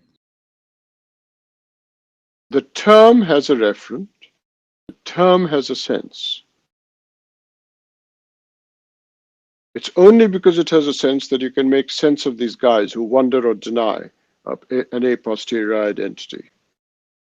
So the term has a sense, and the term has a reference. Okay, and I'm saying to say that the term has a sense, and you can't, and the sense is not eliminable. To say that it has that sense is to say that it's an ineliminable part of that fragment of a language, which is that term. All right. Now I'm saying, what is the criterion of property existence? Anything which is an ineliminable part of our conceptual repertory, right, is that ineliminability of this is not just a claim about mind and language, it's a claim about reality. There are properties. I'm not a nominalist. There are properties. Okay, if there are properties that are value properties, then I'm not a reductionist. That's all I mean by non-reduction.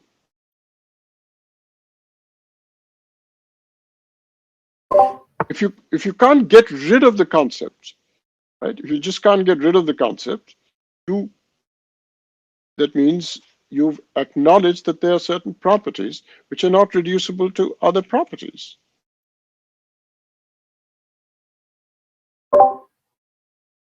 Can I just follow up on that? So the bit I'm not getting, so I understand why Aquinas would say that if you can't dispense with the concept from your language and thought, then whatever it refers to has to exist. Mm-hmm. But why? No, not whatever it expresses. That's wrong. Not whatever it refers to. What it expresses is a property, a real property. Right. So sorry. So if we're talking about a predicate, then the thought would be that if you can't eliminate the predicate or the sense of the predicate from your language or thought, then whatever property it seems to express exists. Whatever property it expresses, it can refer to some. The term can refer to something else, but what the sense expresses is a real property, value property. So I understand that, but how does it further follow that that if the term or concept can't be eliminated, and as a result that the property that it expresses exists, why does it further follow that that property is irreducible? Because that seems like a further claim than simply a Aquinian view of ontological commitment. Well, it's a value property, right? Sure, but that. Okay, that's it. There are value properties. The naturalist says, no, there are no value properties. There are only the properties that natural science studies.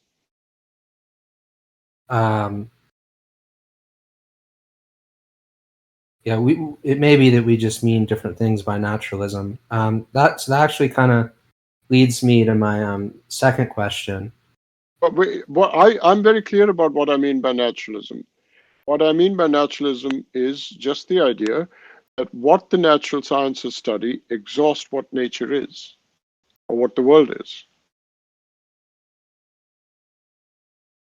Whatever is posited by the natural sciences, whatever properties that are posited by the natural sciences, in natural scientific history, that exhausts the furniture of the universe. That's what naturalism is. That's what I'm opposed to. Okay. So my next question may end up being related to that.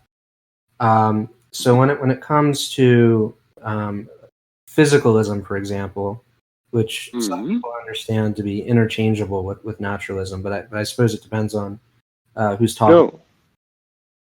No, it isn't, because you can be a functionalist who doesn't think everything is redeemed in brain states. There are people who think that some dispositions are tendencies. They are not normative. They're tendencies, but they may not have a physical basis. There are people who think that. Well, I would have understood functionalism to be a kind of non-reductive physicalism. So No, not for me. Functionalism is through and through a naturalism, because it takes a third person point of view on all these states. It sees these as all dispositions and causal states, through and exhaustively causal states with interrelations. Functionalism is a naturalistic view. But you want to say it's not a physicalist view? Need not be. Most functionalists want in the end to be physicalists. Right? The function of mixing whatever oxygen with air and so on is realized in the physical contraption carburetor. Right? Most functionalists want to say that, but not all functionalists. Some functionalists are just happy talking about causal states. And I'm saying, if you think the mind is nothing but causal, then you're a naturalist. Okay. So, yeah, I'm not quite sure how to ask this question. Basically, what I wanted to know is why couldn't you have a view? I don't know if you would want to call it physicalist, maybe you would want to call it naturalist, but a view that's non-reductive, where you think that normative properties stand in some relation to, for example, what fundamental physics tells us about, but it isn't an identity relation. But nonetheless, it's the kind of relation that will ensure that normative properties are nothing over and above the properties that fundamental physics posits. So I was wondering, do you think the kinds of arguments that you give would also undermine that view, or is that a view? Certainly. Nothing over and above, certainly I would oppose that view. Okay. So if nothing over and aboveness is compatible with not having a reductive identity statement, then I'm wondering how do you argue against a view like that? Well, nothing over and above means that we don't have any agency in the practical sense.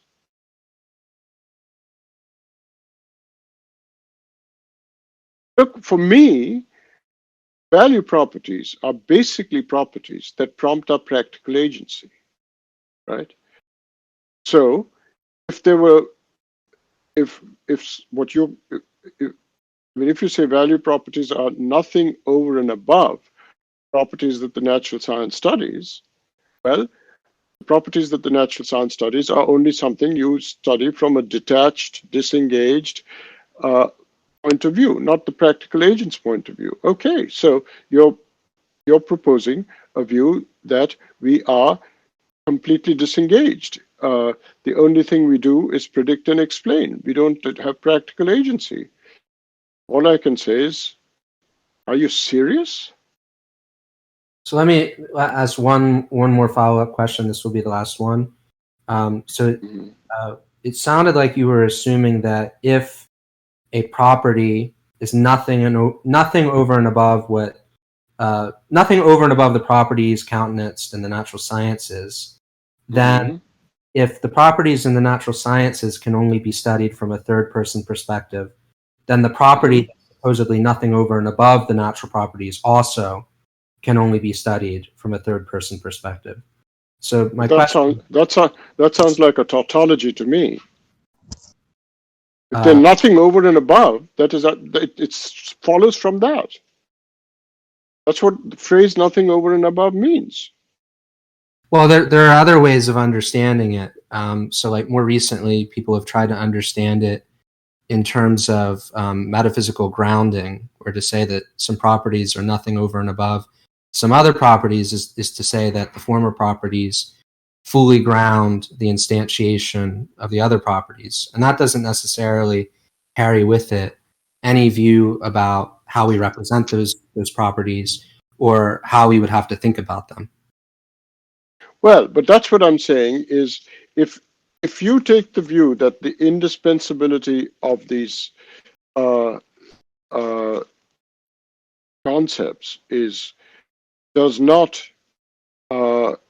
amount to a metaphysical claim about the actually existing properties. And if you want to say, well, it amounts to there being properties, but they're nothing over and above something. I don't know what nothing over and above. If you're saying it's like statue is nothing over and above the material, the clay of which it is made. If that's the sort of thing you mean, well, I'm saying that doesn't capture what I mean by nothing over and above. What I mean by nothing over and above is that it's not that it's. I mean, that sounds like a sophisticated claim about identity with the stuff or the matter or the clay from which it is made.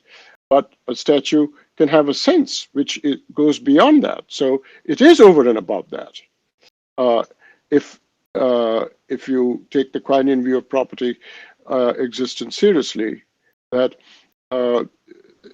if the statue has a meaning or a significance, a sense, and so on, which doesn't include the clay, but over and above that, then it is over and above the clay. So I don't know what you mean by nothing over and above. You'd have to explain to me.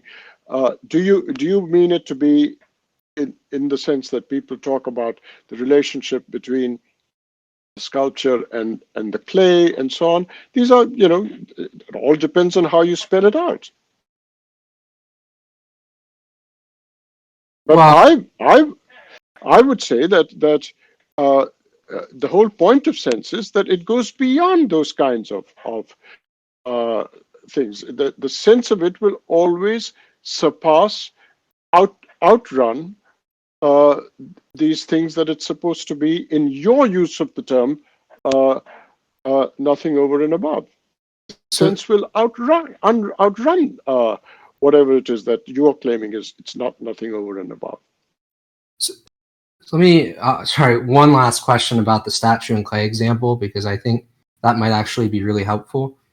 So some people want to say that that a statue isn't going to be identical to a lump of clay, given that they have different modal properties. So, for example, you could chop off the arm of the statue. That would arguably destroy the lump of clay, but the statue would remain in existence. Similarly, you might have thought that the very same statue could have been made from a slightly different lump, stuff like that. So they want to say that there isn't an identity between the statue and the lump of clay. There's some other relation. Sometimes they'll call it constitution. Sure.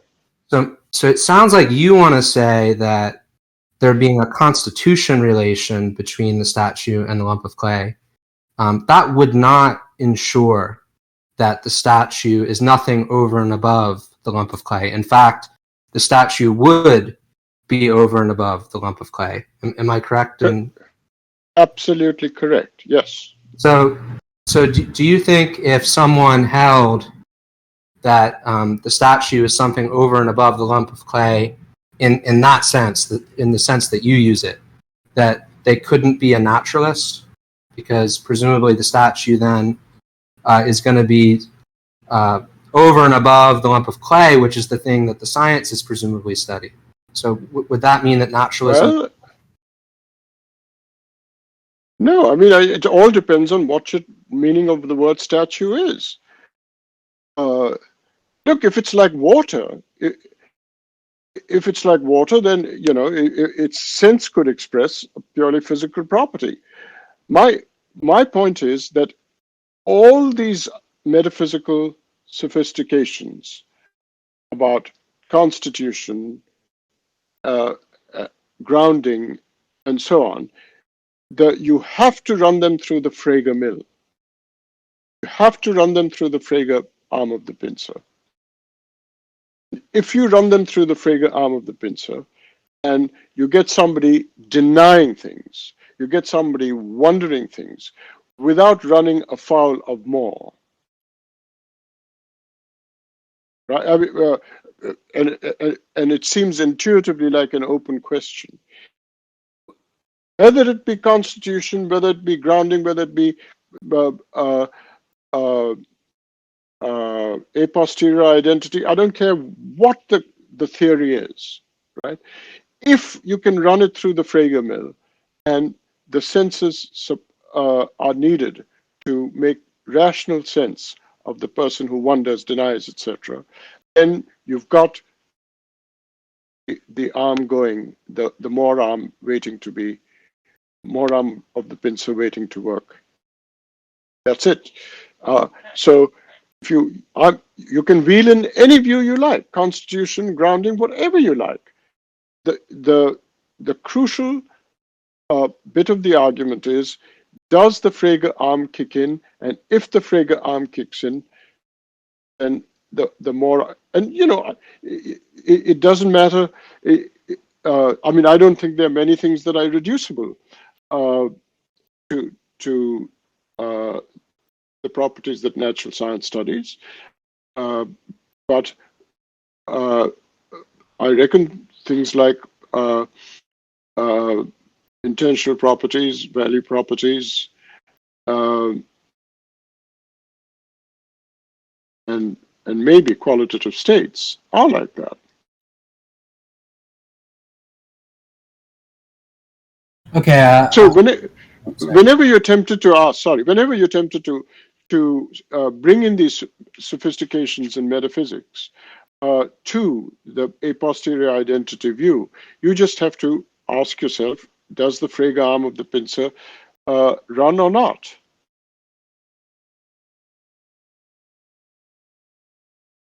All right. Thanks so much for answering my questions. I won't ask any follow-ups so that other people have an opportunity. Yeah. Okay.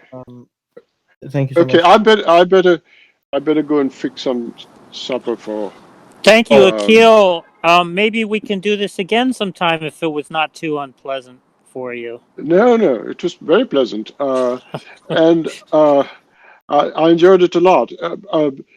I have to do another AMA. Somebody's asked me. I think it's sometime next month. Can you send me the information on? And actually, also, you were going to send me any other talks you're doing, because I think the last one that I knew about was that one like a week or two ago. So I don't know if there's any else, if there are any others coming up this semester. Yeah, I'll just drop me a note reminding me. I will. Okay. Dr. Bilgrami, just to be clear, the best way to contact you is through your email, correct? Yes, that's right. Okay. Thank you so much once again, Professor Bilgrami. Thank you, Professor Bilgrami. Thank you. Yeah, thank you for having me. Thank